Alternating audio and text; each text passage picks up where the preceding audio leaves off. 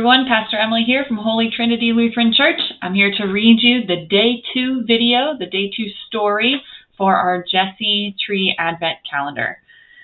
Today we're reading about the story of creation from Genesis chapters 1 and 2. And again, this one's coming out of the Jesus Storybook Bible. It's a little bit of a longer story today, so settle in and get comfy. The beginning of a perfect home. In the beginning, there was nothing. Nothing to hear, nothing to feel, nothing to see. Only emptiness and darkness and nothing but nothing. But God was there, and God had a wonderful plan. I'll take this emptiness, God said, and I'll fill it up. Out of the darkness, I'm going to make light, and out of the nothing, I'm going to make everything. Like a mommy bird flutters her wings over her eggs to help her babies hatch, God hovered over the deep, silent darkness. He was making life happen. God spoke. That's all. And whatever God said, it happened. God said, "Hello, light." And light shone into the darkness. God called the light day and the darkness night. "You're good," God said. And they were. Then God said, "Hello, sea, hello, sky," and a great space opened up, wide and deep and high. "You're good," God said, and they were. Then God said, "Hello, land," and there splashing up through the oceans came cliffs, mountains, sandy beaches. "You're good," God said, and they were.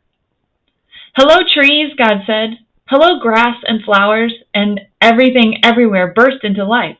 He made buds bud, shoots shoot, flowers flower. "You're good," God said, and they were. "Hello, stars," God said. "Hello, sun. Hello, moon." And whizzing into the darkness came fiery globes spinning around and around, whirling orange and purple and golden planets. "You're good," God said, and they were.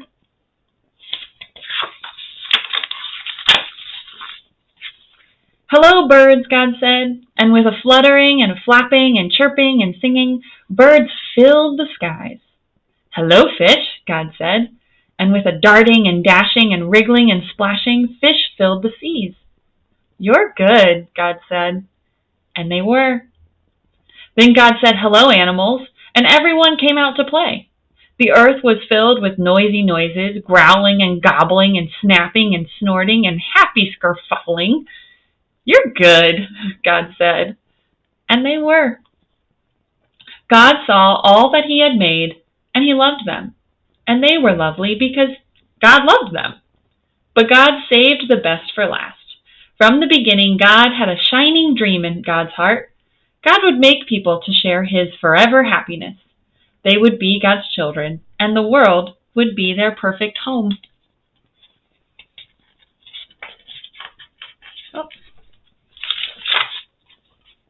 So God breathed life into Adam and Eve. When they opened their eyes, the first thing they ever saw was God's face. And when God saw them, God was like a new dad. "You look like me," He said. "You're the most beautiful thing I've ever made."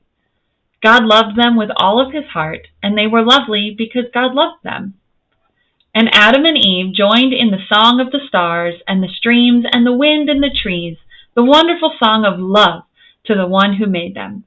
Their hearts were filled with happiness, and nothing ever made them sad or lonely or sick or afraid. God looked at everything God had made. "Perfect," God said. And it was.